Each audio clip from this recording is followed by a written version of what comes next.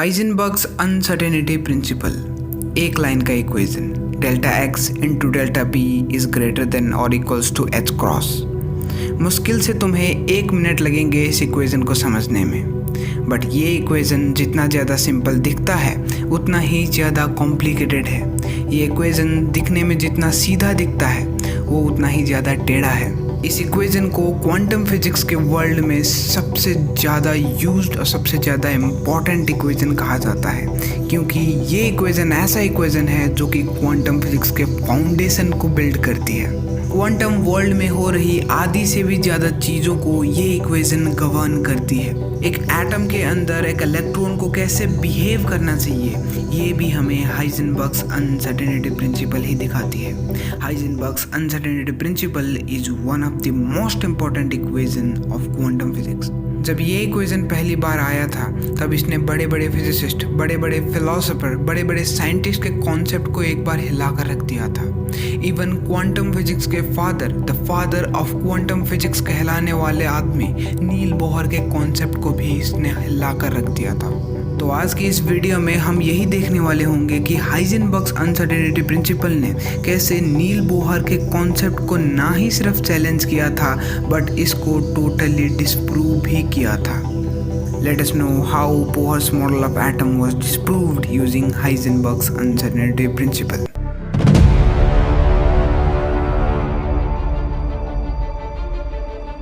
Okay, वैसे तो Heisenberg's uncertainty principle एक लाइन का इक्वेशन है, delta x into delta P is greater than और equals to H by 2 pi. But ये इक्वेशन बहुत कुछ सिग्निफाई करता है, बहुत सारी चीज़ों के बारे में ये इक्वेशन हमें इंफॉर्मेशन देती है। बट अभी तो हमारा मेन मुद्दा हाइजेनबर्ग्स अनसर्टेनिटी प्रिंसिपल नहीं है। हमें ये देखना है कि कैसे इस प्रिंसिपल ने नील बोहर के मॉडल ऑफ एटम को एब्सोल्युटली फेल करके रख दिया था। नील बोहर ने अपने मॉडल ऑफ एटम में ये बताया था कि इलेक्ट्रॉन न्यूक्लियस के गोल गोल चक्कर काटती है स्टेशनरी ऑर्बिट्स में, और मैंने पिछले वाली वीडियो में ये भी एक्सप्लेन किया था कि वो स्टेशनरी ऑर्बिट्स आती कहाँ से है। अभी के लिए तुम ये मान लो कि क्वांटम वर्ल्ड में स्टेशनरी ऑर्बिट्स होती है जिसके वजह से इलेक्ट्रॉन अपनी एनर्जी लूज किए बिना न्यूक्लियस के गोल गोल चक्कर काटती है। अभी के लिए हमें इस मॉडल ऑफ एटम में कोई भी कमी नहीं दिख रही है, बट यहीं पर आता है Heisenberg's uncertainty principal. हाइजेनबर्ग्स uncertainty principal हमें यह कहता है कि तुम एक इलेक्ट्रॉन की या फिर किसी भी एक क्वांटम पार्टिकल की पोजीशन और मोमेंटम एक साथ कैलकुलेट नहीं कर सकते।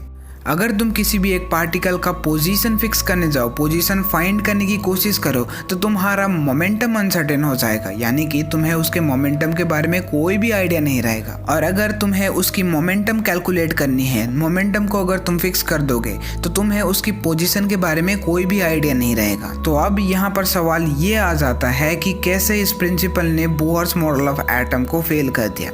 Actually Bohr's model of atom हमें ये बताता है कि इलेक्ट्रॉन सर्कुलर ऑर्बिट में न्यूक्लियस के अराउंड घूमती है, और उसी के हिसाब से हमने इक्वेशंस डिराइव की थी, एनर्जी निकाली थी।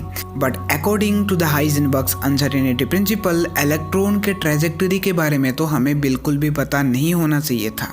कैसे? Let me explain. तो अभी लेट अस कंसिडर कि इलेक्ट्रॉन सर्कुलर ऑर्बिट में मूव कर रहा है। तो अगर वो एक सर्कुलर ऑर्बिट में मूव कर रहा है और अगर मुझे उसकी वेलोसिटी पता है, स्पीड पता है, मोमेंटम पता है, तो मैं किसी भी पॉइंट ऑफ टाइम पर ये बता सकता हूँ using the equation of circle. हम मैथमेटिक्स का यूज़ करके, सिंपल फिजिक्स का यूज़ करके मैं ये बता सकता हूँ कि इलेक्ट्रॉन किस जगह पर जाने वाली है। तो इस हिसाब से मुझे एक पर्टिकुलर टाइम पर उसकी दोनों पोजीशन और मोमेंटम दोनों पता लग गई है। तो दिस फेल्स हाइजेनबर्ग्स अनसर्टेनिटी प्रिंसिपल। तो इसकी वजह से हमें ये डायरेक्टली दिख गया कि इलेक्ट्रॉन की कोई एक फिक्स्ड ऑर्बिट या फिर फिक्स्ड ट्रैजेक्टरी, फिक्स पाथ है ही नहीं। वो एक स्क्वायर के फॉर्म में भी न्यूक्लियस के चक्कर नहीं काट सकता, ना ही एक रेक्टेंगल के फॉर्म में कर सकता है, ना ही एक ट्राइंगल के फॉर्म में पढ़ सकता है। एक फिक्स ट्रैजेक्टरी या फिर फिक्स पाथ है ही नहीं उसके साथ। एंड अगर उसके पास फिक्स ट्रैजेक्टरी होगी, like a circle, rectangle, sphere, कुछ भी हो, then it will contradict Heisenberg's uncertainty principle, जो कि हो नहीं सकता है। So hence Bohr's model of atom को हमें इसीलिए डिसकंटिन्यू करना पड़ा था क्योंकि इसने हाइजेनबर्ग्स अनसर्टेनिटी प्रिंसिपल को कॉन्ट्राडिक्ट किया था और हाइजेनबर्ग्स अनसर्टेनिटी प्रिंसिपल के हैंड टू हैंड नहीं जा रहा था। तो इसकी वजह से हमें एक नया एटम का मॉडल बनाना पड़ा जिसका नाम है quantum mechanical model of atom. तो इसके बारे में वीडियो आएगी, बट थोड़ा टाइम लग जाएगा इसके बारे में वीडियो बनाने के लिए। तो अगर तुम लोगों को वीडियो जल्दी चाहिए तो नीचे कमेंट सेक्शन में लिख देना। और अगर तुम लोगों को जानना है हाइजेनबर्ग्स अनसर्टेनिटी प्रिंसिपल के बारे में डिटेल में तो इस वाली वीडियो पर क्लिक करना। और अगर तुम लोगों को लास्ट वाली वीडियो देखनी है जहाँ पर मैंने ये बताया था कि बोहर्स मॉडल ऑफ एटम ने कैसे रदरफोर्ड मॉडल ऑफ एटम को डिस्प्रूव किया था, तो इस वाली वीडियो पर क्लिक करना। Thanks for watching this video.